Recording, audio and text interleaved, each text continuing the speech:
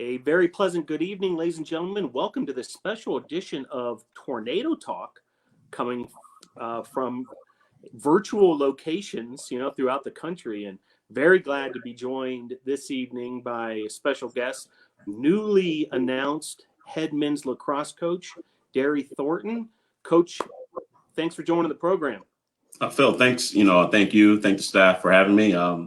Excited to be on, and just whatever questions or stuff we're going to go over. It's a pleasure and an honor to be here.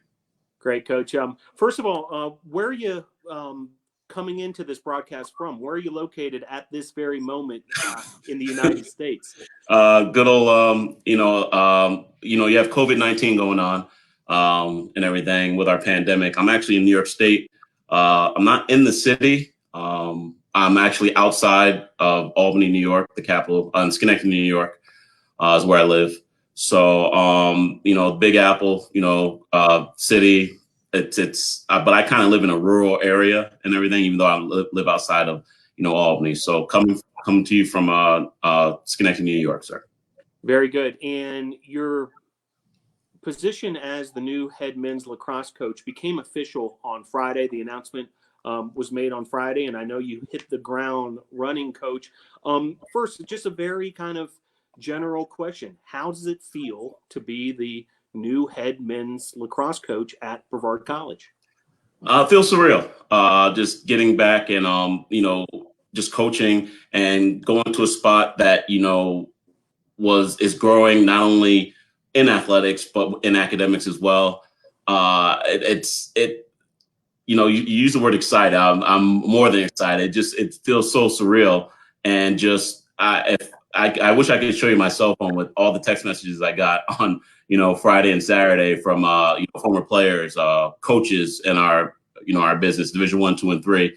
And I'm just, I'm glad to be down at Brevard and, excited at what's happening this summer and what we're going to do moving forward. And, words won't justify how I feel. You feel like, giddy, like I'm going to my prom in high school or something like that. I'm not excited, but very excited, ready to rock and roll. Very good. Well, as you can see, Coach, you're already getting some, friendly welcomes from our Brevard College fan base. This from Laura Hayes Hall. Welcome to BC. You're coming to an amazing place. So we'll be taking these kind of messages and encourage our audience to chime in on the Facebook Live comment section if you have a message for Coach Thornton. Now, Coach, it became official on Friday, and so I know a lot of work to do very quickly here, with the school year around the corner, the 2020-21 school year. Tell us, kind of behind the curtain, what have you been up to since you've been appointed this new head men's lacrosse coach position, and, what are the priorities for you? Recruit. Emails, texts, phone calls. I am very grateful to have unlimited talk and text and data. I use my 9 and 9 rule. I don't text before 9 a.m. or after 9 p.m. But literally like at 9:01, I'll fire off email. I have emails saved that I've been putting together Friday, Saturday, Sunday, where I would just literally save the draft and then send it literally at 9:01. And just texting, calling kids, seeing what's going on. It's never too late. I always talk about with recruiting, number one priority, to just get kids that are going to be good fits and lead to being great fits. One of my best, I should say, recruits I've ever recruited on and off the field. It was a gentleman that I didn't actually get to campus till 2 weeks prior to the semester starting a few years back. But it's never too late in regards to just finding kids and getting them on campus and just, because there's a lot of kids out there that don't know about Brevard, whether we're talking New York, Virginia, some kids in North Carolina, Florida, Georgia, I've reached out. And, they've been interested at the stuff they've seen on the web and everything. And COVID-19 is a little tough for them to come and visit in certain aspects. So they've been doing virtual tours and everything. But, the main priority is just, just recruit and contact and just, get Brevard College back out there, not only lacrosse wise, but, academically and educational wise. You mentioned, it's kind of two-sided where the student athlete has to be a good fit for Brevard College and for this program as well. Can you talk about that in a little more detail? What are the type of young men you're looking for, to build up this men's lacrosse program? Well, in regard, you got to have kids that are good fits, not only on the lacrosse field, but in the classroom as well. It's one of those things where you look for kids that just hard work ethic in regards. Always ask questions, always trying to get better. And just, it's one of those things where you get a kid, you can recruit and get 10, 15, 20, 30 kids, have them on campus and everything, but you have to have them go and catch and get a feel of actual Brevard itself, take it all in. And the type of kids we want are just kids that are just going to excel, not only obviously on the lacrosse field, but, in the community when we do community service or when we're building our alumni network. And, I'm a face-to-face, kind of guy. I'll Zoom, FaceTime, just whatever we have to do in regards to just communicate with kids. But not everyone's going to be a good to great, perfect fit. But we want to be able to just bring kids in and just understand that, they're student athletes, but obviously the student is first, and they're going to be able to just enjoy their time we want to make their experience positive at Brevard College. And, not every kid's going to work out, but it's not like some higher level of Division I football where it's cutthroat. So if a kid's not a good fit for Brevard, I can contact a couple Division II schools or Division III or possibly Division I and say, hey, Johnny Smith's not a great fit here. He wants to major in engineering. Can you help him out? So. Very good. Well, right on cue, Director of Athletics Miranda Nash commenting here. Welcome to the family, Coach. Tell everyone a little bit about your first experience in Brevard. Sounds like there's a backstory here, Coach. Can you fill us in? Okay. So a few years ago, I was coaching at another institution. We came to Brevard. And I experienced in the mountains was something and experienced in Asheville a little bit was something I've experienced, but just coming to Brevard itself, it was so welcoming. We played a lacrosse game. We lost. We weren't a better team that day. We lost at the previous school I was at. And I just remember we ordered food and we got lost in regards to finding where we were actually going to get food and pizza and everything. And so we stopped. We literally stopped the bus. I went out. I got off the bus. I asked a nice older lady who was absolutely phenomenal and great. And I asked her specifically where this restaurant place was, and she was just so engaging and endearing. And she gave me specific directions. And I literally said to her, "Could I actually bring you on the bus with us and take you with us to go get our food?" And it was such a welcoming and great feel in regards to everything. Even though, we had a different team's name and logo on the side of our bus, everyone was just like willing to help out in regards and just talk and communicate. And it was just such a at-home feel and an engaging feel. And that's one of the great things that left an impression on me leading up to me applying and, trying to and leading and getting the job. So. Great, Coach. I appreciate you telling that story. And it really epitomizes what a special community Brevard, North Carolina is, and also how, the college and the city of Brevard, are very much one and the same. And there's such great community support for the Brevard College Tornado athletic programs. Coach, so when your roster actually gets here and we've got, your team in place, what are the kind of things we can expect to see from the team? Let's start on the field, as far as your coaching philosophy, the style of play, the sort of dynamics we would see when we're witnessing a Brevard College Tornadoes men's lacrosse team in action. Okay. It's a great question. Everyone talks about, with the shot clock and everything going on, you want to run and gun and play up tempo and everything. And I obviously, that's what we like to do offensively, and defensively, but you got to kind of bring fun back into lacrosse. And it's become so segmented and regimented and robotic, like where kids aren't having fun. Where I remember, playing in college and, playing against our rival Cortland. And we never beat Cortland ever, because Cortland's just top 10 in the country in Division III. But I just remember when they would score a goal, their goalie would run from his cage all the way down to congratulate a kid that scored a goal. and just bring back fun and energy and enjoying like lacrosse on the field and everything. And it's one of those things where, you know, it's on to the next one with us. And that's one of the things I always talk about, just on to the next one, whether you get a goal scored on you or you score a goal, it's just on to the next one, enjoy it. But just have fun, because you're creating memories in regards, and you always just want to remember certain things. And, you know, positive memories, you always want to have positive memories, but, you know, sometimes, you know, you have hard losses and everything like that. And it's just one of those things where, you want to pick each other up, have fun, just after a game, just hang out with each other and just, you know, just be able to, you know, enjoy the college experience and everything. And for us, you know, we're going to tweak some things a little bit. We got a great group of guys coming back and everything. Obviously, some talent between the lines, and they're doing good things in the classroom as well. But it's just one of those things where you build bonds.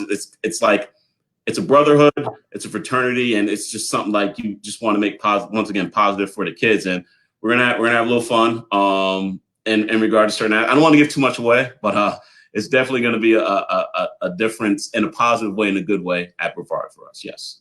That gives us a great sense of kind of what the, you know, student athlete experience, you know, especially in competition, would be like, and that camaraderie of the team and so forth. Now, as far as off the field goes, whether it be academics, community service, other leadership roles your student athletes may be engaging in, can you talk about that side of the team culture? Oh, absolutely.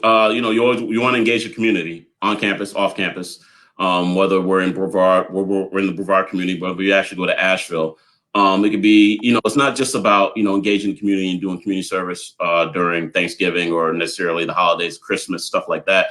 You know, you want to engage, you know, and even if you're in season in March, or if you want to go read books in September, like little stuff like that, just let people know, like, you know, we're here in regards. I do know every person you run into or you come across in your life, you leave a thumbprint on their life and they leave a thumbprint on yours, some smaller than others, some bigger than others and everything. So you just never know, like, what impression you may leave on an individual in regards. And we always just want to just give off positive energy and do certain things, because you never know, you going to rake someone's yard or doing a can drive may help you with an internship that you didn't know you could get in Georgia or something like that, or maybe something locally. So just being out there at the forefront, doing positive things, you know, off the field, I think goes a long, long way in regards, and it helps not only, you know, the school, the program, but the individual itself. And a lot of it is, you know, intrinsic as opposed to extrinsic. But at the end of the day, you know, off the field, it's going to be one of those things where we're going to be doing a couple, 2 or 3 things, you know, very, very, I say positive because it's positive, but just going along, just doing good things. So. Sounds great. Coach, you mentioned, you know, D3, D2, you know, of course, there's other options such as NAIA, JUCO, even D1 for certain student athletes. You know, there's a lot out there for a high school senior to consider. When it comes to Division III and that D3 experience, and as someone who's, you know, coached in D3 in your experience, in your past experience, can you tell folks a little further what makes the D3 experience exceptional for these student athletes? Because student comes before athletes. You know, I haven't coached at the Division I level. I obviously know a ton of coaches at Division I, Division II level as well, and they all have their respective, you know, qualities in regards. But for D3, it's just you're getting kids who aren't necessarily on an athletic scholarship and feel like they, you know, have to be here. They want to be and enjoy everything that goes along with it. And I found, like, networking, Division III level, conference to conference and everything, it's absolutely phenomenal. And student athletes get to come, get to engage, not necessarily a little less pressure, but, you know, they ramp up certain things in the classroom and especially in their field of play or their court or track of play, and just come in there, just like they get the whole experience, which I've noticed at the Division III level, which is, you know, you can, whether it's your athletic experience, whether it's your classroom experience, whether it's your off the field experience where you're actually going on and networking and connecting with your alumni base. It's very, very positive and very, very encouraging at the Division III level. And, you know, I'm a Division III, you know, product myself, going to Oneonta State in New York and everything. And it's just, I was a Division I recruit for football And me going Division III and actually playing lacrosse was actually, the best thing that ever happened to me in regards, because I met a lot of people, and I was, in Division III, you're more of a name, not a number in certain aspects. So. Very good. Well, Coach, you touched on it a little bit, but really want to let our audience get to know you and your background even further.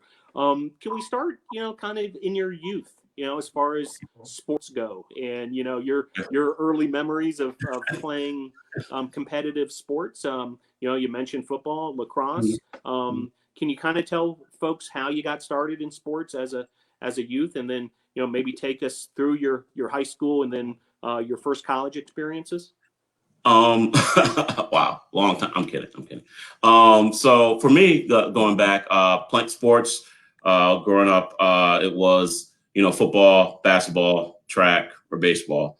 And, getting to high school, playing football, really, really good at football. Ton of Division I offers, 1AA, I think it's FCS now, but like offers as well. Our basketball team was really, really good. 2-time state champs, in regards. And then for me in high school, when I was younger, I didn't do Pop Warner. I didn't do a ton of stuff. I actually played soccer when I was really, really young. And a quick story about that is I was a goalie for soccer, and it might have been 6th grade or 7th grade. And I went to dive to make a save, and I ran into the goalpost, and I hit the goalpost. And from what I'm told is I stood up and I fell down. There was a little hill on the back of the goal. It's a long story behind that. And I woke up in the hospital, and I just had a bruise or something on my head. And my mom was worried about what was going on. And I told her that I need to play a safer sport, and I was scared to play soccer, which led me to football, which actually makes no sense whatsoever. But that's how I got into football. And played football, going into high school was football, once again, basketball, track. I wanted to play baseball. I was going to be the next Ken Griffey Jr. And how I got involved in lacrosse it's actually a funny story. It's 3 people that are the reason why I got involved in lacrosse. We had 2 people at my school named Mike Marino. We had Big Mike and Little Mike. Big Mike played football, little basketball. Little Mike played baseball and played basketball. And, Big Mike came up to me and said, D, you need to play lacrosse. And I never even heard of the sport. This was at the end of my 9th grade year, my first year in high school. And I was like, what are you talking about? He goes, come out and try it. I was like, all right, whatever. So I went out, played football the next year, played basketball, and then played lacrosse, and actually just fell in love with it. So before I started playing lacrosse, the other 2 people that are influential in me playing lacrosse, and they obviously don't know this and everything. Bill Tierney, who's a coach at Denver now. He was at Princeton. And there was a goalie named Scott Bacciagalupo, a long time ago at Princeton. And watching him play lacrosse, and I was just amazed at the athleticism and him having fun and all these things. So that led me to going into I think it was my sophomore year into, playing lacrosse and doing all these things. And it just built up from there, going from high school, playing football, and then basketball and lacrosse, to going to junior college. And the reason why I didn't go Division I in regard, I ended up getting hurt my senior year, which is a whole nother story. And I ended up going to junior college because my mother had 2 rules. You have 2 rules. You either work or you go to school. Those were her 2 rules. And so I had to go to junior college, and I didn't know what to do because I wasn't able to go play Division I ball. And then I didn't play football at the junior college I went to, even though I was asked and told to try out. And my high school coach was best friends with the junior college coach that I went to school with. He's like, Darry, just go and play lacrosse. You're an athlete. You can do all this stuff. I was first team all Capital District, all these things. And I continued on that path. And it actually, in regards, the 4th person actually is Coach Maloney at Schenectady, who actually helped me out in regards to that and get me on the path of lacrosse. Because if I didn't listen to him, I actually wouldn't be here right now. And, actually doing this interview and actually coaching and being the head coach at Brevard. But not to get too long-winded, junior college to Division III at Oneonta. Great time at Oneonta. One of the best experiences of my life. And then just graduating and sitting in the cubicle, not liking what I was doing. I mean, work was work, making good money, but I was dealing with disability claims. I just didn't like that. So I contacted one of my mentors, Bill Bajornis, God rest his soul, and he was at Hartwick, and I asked him if he was looking for a volunteer. And I said, "Do you remember me?" He goes, "Of course I remember you. You played at Oneonta. We can't stand you." And then there was silence on the phone for like 15 seconds. He goes, "Yeah, you can come down." So, and that started my trajectory of coaching and just getting back into, because the brotherhood and the family feel you get from lacrosse, you just can't explain it. You really can't explain it. And just going through that and having that positive experience in college, and then just wanting to still be a part of that's pretty much how I got started coaching. And then a few years later, you had your first head coaching experience at Mount St. Mary's College, also in New York State, another Yes, Division III school. Yes, sir. But it's my understanding that you helped launch that program both on the men's and the women's side in their inaugural seasons, correct? Yes, Can sir. you talk about that process as far as getting a program started in many ways from scratch?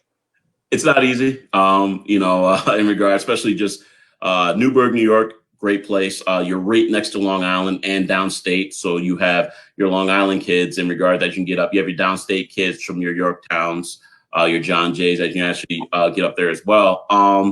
And cutting my teeth there was the best experience, going from assistant at Division III, assistant at Division II, then going up and starting a program from scratch. It was the hardest, best thing I've ever done. And you're looking for athletes, you're looking for kids that just want to learn and try and succeed and just be immersed and enjoy the college experience of being an athlete and being a student. And that program, starting that program was tough. And that program, Mount St. Mary's has done a great, Eric's done a great job up there, since taking over with them phenomenally. And just to start the program, get kids in, and then to see where it's gone it's amazing. It was a struggle, but it was a positive struggle and everything. And I'm glad I got a chance to experience and go through it. Following that, you had a successful stint as the head coach at Mohawk Valley Community College, also in the state of New York. And then you came down here to the mountains of North Carolina at Lees-McRae. Folks may be familiar with that institution up in Banner Elk, North Carolina, a little higher altitude than we are here, but in the same general vicinity. The NCAA D2 Lees-McRae College. What I'm curious about that is, in your time here in the mountains of Western North Carolina, and as it relates to the sport of lacrosse, what's the landscape like in this part of the country in terms of lacrosse, and is it growing around here? It is. 5-10 years ago, that may not be, quite the answer you might get from me, but 5-10, maybe even 15 years ago, 5-10 years ago, 15 years ago, you'd have to go to your Long Islands, or you would have to go to Central New York, or you'd have to go to Maryland, to get talented kids. Right now in North Carolina, whether you're talking North Carolina, whether you're talking South Carolina, Tennessee, even Virginia, there's a ton of talent in the backyard. And, people sometimes have a stigma about certain places, and, well, I need to go to this school, or I need to go to that school, or this school in the South always goes and plays for a championship and all these things. But you have to get kids to campus. And once you get them to campus, it's, for lack of a better term, it's a wrap, and their perception of everything changes. But it's all about recruiting, putting yourself out there, and just being able to try and get them up to campus.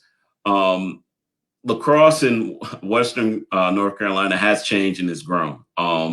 And you can get kids. It's tougher to actually get kids to stay at home and everything. But you can still do that. You just got to make sure that, you have majors and alumni and networking that you can offer them after their 4 years. It's come a long way. It's still developing, but it's coming a long way. And it's not like I have to go up to New York or stay in New York to actually get kids. You can get kids literally in all across the whole state of North Carolina that are going to come and have a positive experience and actually contribute and make your team better. So after Lees-McRae, you returned to the state of New York, and you've been a consultant for over 25 college lacrosse programs across 11 states, variety of tasks. And can you tell us a little bit about that experience and maybe some of the learnings from working with all those different institutions? Absolutely. Coaches, it's funny when you talk to coaches. I talk to coaches weekly, absolutely weekly, in regards to, strategies. Do we like, new rules that are implemented? We had a certain man up like set in play that we ran that 3 coaches contacted me about. We had a drop back ride that kind of looked like a 10-man that coaches had talked to me about. But then it was also just, being I did private lessons, all these things, but like it's also being a mentor where it's just like I could have a high school coach or junior college coach be like, hey, Darry, I got, Timmy Jordan, where can I send him? What's going on? This is GPA. What do you think about this, coach? And just being able to help with the process and not necessarily be at the forefront saying, hey, this is me, I'm helping you out in regards, but just like, hey, look at these 5 schools. These coaches will take care of you, or, you need to look here, or you need to do this. And then I've also had coaches contact me. It's like, all right, Darry from New York, what do you think about this kid? And, they trust me enough to give them my honest opinion in regards. And, we sent them, man down stuff, various things that, we've talked over the phone on certain things, and it's helped them out to understand like what we were doing. And coaches contact me and call me watching film, from me at previous institutions, asking me, well, what'd you think about this? Or how'd you apply this? And it was refreshing to stay in the loop in regards to certain things, and just wait for the right opportunity to come up to actually continue on and just coaching in regards. So. Outstanding. Well, we're glad you're here. Coach, your answer as far as the growth of the sport of lacrosse in Western North Carolina got me thinking lacrosse on the national level and in terms of kind of mainstream appeal. It seems to me that it's grown quite a bit in terms of exposure, this last 5-10 years or so. ESPN has been giving it more play than ever, especially, when it comes to the college championships. They really have done a nice job presenting it and, exposing some, maybe your traditional football, baseball, basketball type of sports fans to the sport. Can you talk about what you've noticed, these last few years as far as lacrosse kind of breaking into the mainstream consciousness? Mainstream, absolutely. I know NASCAR, with COVID going on, right now, COVID-19 going on, NASCAR, incorporating having races without fans. I know the PLL, it's one of the professional leagues that they're going to actually have a kind of a round robin tournament. It's kind of like the Olympics in regards where they're not going to have fans at the stadium, but continue on and be one of the first field sports actually out there without any fans continually going on. Lacrosse was the second fastest growing sport in America. Bowling was actually number 1 a couple years ago and everything. But it's one of those things, the growth to see where lacrosse was and where it is to playing, you're playing at certain Division I schools for championships, and it's evolved to a championship weekend where you're playing at Lincoln Financial Field, or you're playing at Gillette Stadium. And the way, lacrosse has grown, everyone has, a hand in helping out. Johns Hopkins partnership with ESPN and, being on ESPNU has helped us out tremendously. You have announcers like, Quinn Kesnick, you have, Amy McEnany, Anish, like all these guys, Paul Carcaterra, like all these guys are continually on. They're professional doing lacrosse, but they're also doing other sports in regards and helping out our sport and spreading the word and the game. And it's grown exponentially, and it's going to continue to grow in a positive way, I feel so. For the sports fan who maybe hasn't checked out lacrosse, the guy who's, in his living room and loves watching college football and college basketball and perhaps Major League Baseball, but, as they're, channel surfing, hasn't really settled in with lacrosse. What would you tell that person as far as why they should check out the sport of lacrosse? Lacrosse on the field, one of the greatest, things. It's hard to understand it, if you've never heard of it or seen it. But once you see it, I say like one of my good friends is like, so Darry, let me get this straight. Lacrosse is pretty much soccer, basketball, hockey thrown in a blender, and you get lacrosse. And I thought about it, and at first I was like, no, what are you talking about? But then I thought about it. I said, well, it's kind of right. You sprinkle in other aspects of it and everything. It used to be we've evolved with the time, especially with concussions and stuff like that. But like it's still a physical game. It's still a fast game with the shot clock. It's absolutely phenomenal. And people think with the shot clock, every game is going to be 19-18, and that's not necessarily true. You know, we've had great games that are like 7-6, you know, in regards. But it's one of those things where it's just like, if you have a chance to experience or go out and experience, you should. I know parents personally who aren't having their kids play other sports to play lacrosse, and that's totally a parent's decision and what they want to do, but they just kind of want to check it out and see what all the for lack of a better term, the hype and the hubbub is about. And, you know, at the end of the day, we've tried to simplify the game a little more for the lay person and the viewer at home who doesn't understand what's going on. But if you take those three parts of, once again, like my friend told me, you know, basketball, soccer, and hockey, and it's pretty much, you have an avenue and a path on all three in regards where you can relate to it. So, and your background in many ways is a goalkeeper, you know, both as a player, but also a lot of your coaching experience. Mm-hmm. Can you break that down a little more? Life as a lacrosse goalkeeper. I mean, what's it like for the goalie to be back there and defending and trying to keep, you know, that ball ultimately out of the net? Playing goalie when you're younger is a lot different when you're playing when you're older. When you're younger, out there excited, you get in shots and you got bruises that last for, you know, 7 to 10 days. And you always lie about your bruises and you say, oh, you know, one-on-one with me, he was 12 yards away and I just stopped, you know. So, but as you get older, as a goalie, you look at hands, where they're shooting, head of the stick, so many things you develop and grow. And the goalie's a backbone of the defense, be very, very vocal in regards to everything you do. They're kind of like the leader. Probably the 1A, 1B between goalie and faceoff person are the two most important people on the field. But like being a goalie is it's just seeing the field, commanding, doing certain things, and just it's a thankless job. It really is. You make saves that you're supposed to save, and then at times you give up goals you're not supposed to. A lot of peaks and valleys. And I just know, speaking as a goalie, I'll give you a quick story. When I was on Indiana, our crosstown rival is Hardwick. And for people who don't know, like rivalry, it's like a serious rivalry. Duke, North Carolina, Yankees, Red Sox type thing. Really, really tight, intense rivalry. And I just remember losing to them by a goal. And I didn't start. I didn't start. There was a kid, a guy, Mike Lauer, 2-time All-American, phenomenal kid, played at Indiana from Long Island. And I just remember, like, we lost that game, and I just remember going back to the dorm room and just like I felt sick, like I broke up with my first girlfriend, and like we just hung out and we just talked, and like we talked for a little bit, and then there was just dead silence. And as a goalie, those games you take personally in regards, and you really shouldn't, but you do.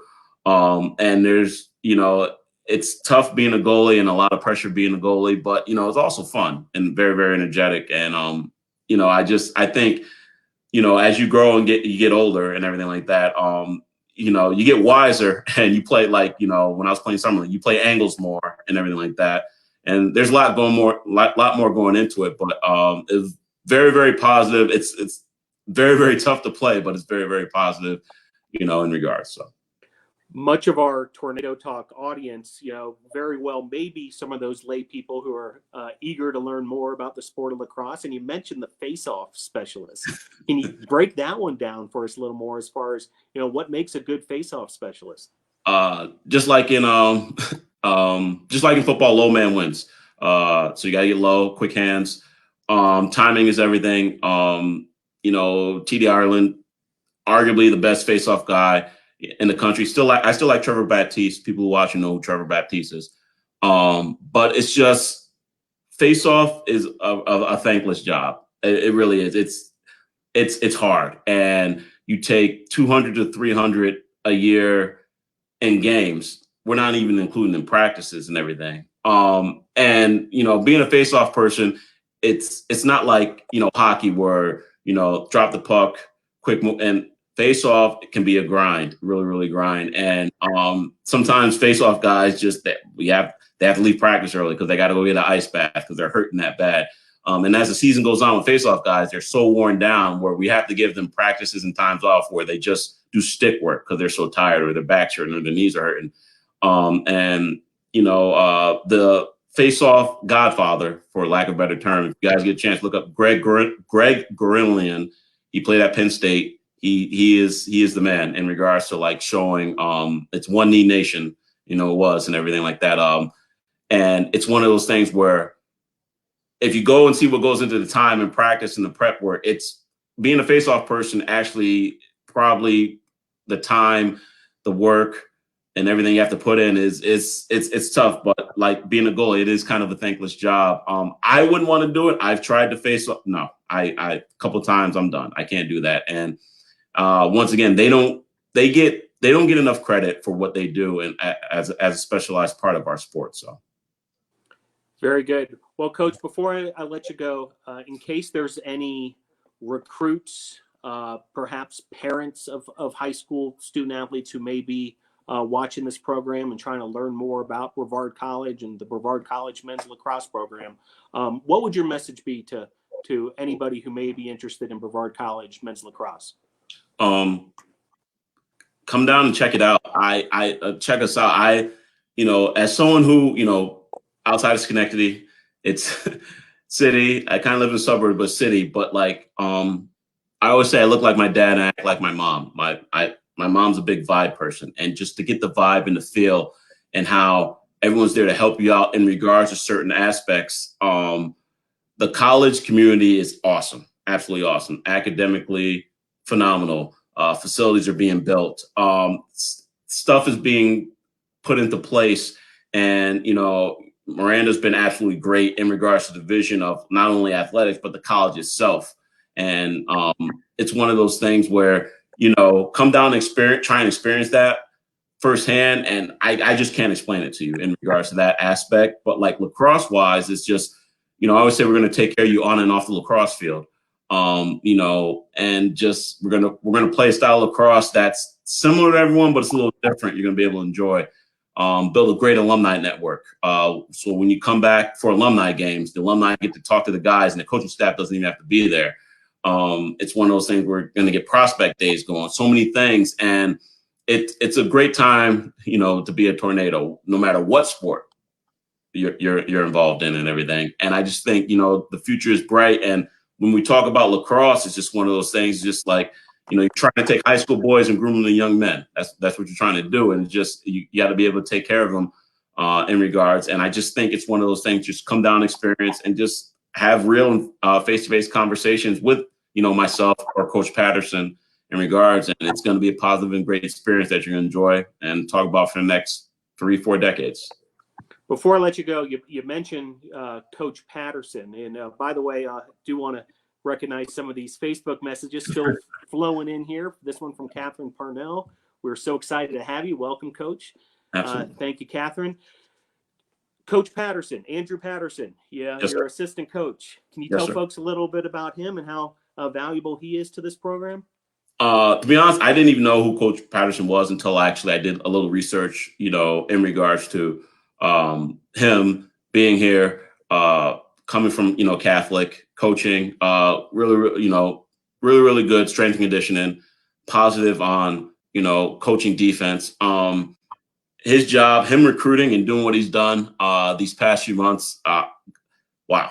That's all I can say is wow. Just got another recruit signed today in regards, put it up on our web, on Twitter and, social media and everything. And,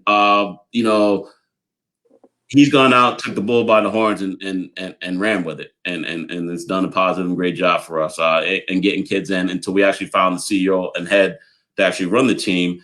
And, just his energy, him being positive in ways it's great. And I am absolutely happy. I couldn't ask for anything more in regards to what they've been doing for the past couple months. So. Very good, Coach. Well, for anyone who may be interested, of course, follow Brevard College Tornadoes Athletics on social media, as well as the lacrosse handles. But the simplest way to get in touch with either the coaches is just simply go to www.bctornadoes.com, click on Inside Athletics, click on Staff Directory, or if you go to the men's lacrosse page, there's a coach's link there. Emails and phone numbers are there, and you can get in touch with either Coach Thornton or Coach Patterson if you're interested in learning more about Brevard College men's lacrosse. Coach, before I let you go, any final thoughts now that you're officially the head men's lacrosse coach at Brevard College? I don't want to overplay being excited, but definitely it's more than excited. Happy at the opportunity. Not satisfied. I don't want to settle. Like I don't want to settle. Just, hey, get a couple kids in. We're gonna work, do what we gotta do, and just have fun, make it a positive experience, and and enjoy our time, and just let's. I'm ready to go. I literally wish we had school starting, next week, but obviously with COVID-19 going on, and everything like that, it's a little tough. But at the end of the day, I feel great, and I'm absolutely ecstatic at what we're doing, where we're going. Well, congratulations, Coach, and welcome officially now to the Brevard College Tornado family. We're really excited to have you on board, and best of luck moving forward. And hopefully we'll be able to do this in person before too long. Before we sign off, do you want to just tell folks a couple other news items? Again, if you want to go to www.bctornadoes.com, you'll also see a feature story on there. Construction underway for the Brevard College Athletics Field House. This is a very exciting project. The construction is indeed underway. 10,375 square foot field house, locker rooms, offices, storage, and meeting space for 5 Brevard College sports, including classrooms and a laboratory for the college's excellent exercise science program. So a very exciting new addition facility-wise, and that coincides with an expansion of the turf field where the men's lacrosse team plays, Ives Lamel Family Field, and ultimately it's going to bring football back on campus, which is big news. And we're going to have some football coaches on Tornado Talk in some upcoming shows here to talk even further about that. But I do want to make sure you folks are well aware of that news. And again, if you go to bctornadoes.com, you'll see some still images of the construction, as well as a video, drone video done by one of our talented students, Thomas Kennedy, of the field house and turf field construction underway on campus. And, again, back on bctornadoes.com, the spring senior profile series continues to be rolled out as we commemorate the spring seniors whose seasons, unfortunately, were cut short by the virus and the shutting down of sports throughout the country. But I do want to recognize them and congratulate all the graduates this past weekend from Brevard College as they wrapped up their spring semesters and their online classes, and look forward to having everybody back on campus hopefully sooner rather than later. Be sure to follow Brevard College Tornadoes Athletics on Facebook. You're probably watching this program on that channel, but also there's a YouTube channel, Brevard College Tornado Athletics, where you'll be able to watch this interview and also game broadcasts and that kind of thing on the Brevard College Tornadoes Athletics YouTube channel. Also at BC Tornadoes on Twitter and Instagram to keep up with really the breaking news around Brevard College athletics. We'll be bringing you these special virtual editions of Tornado Talk every Monday night at 7 p.m. throughout the summer. We'll be featuring different sports each week, so you'll be able to get to hear from the coaches from around Brevard College athletics. And we actually used this format last week following the BESPY's athletic awards banquet, which was done virtually.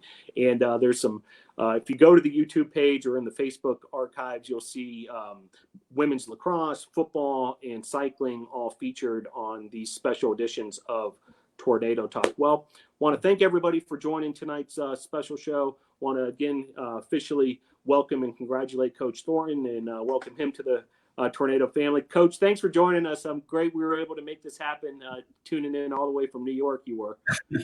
Absolutely, Phil. I appreciate it. Thank you very much. Thanks for having me. And we're gonna start as soon as I hang up. I got 4 or 5 more emails and texts to get out, and we're going to recruit and do what we got to do to get better. Very good, Coach. Well, congratulations again. Thanks for joining the program. And to all of NATO Nation, we'll see you at another edition of Tornado Talk before you know it. Next Monday, 7 p.m. Live, we'll have some more special guests for you. Go Tornadoes.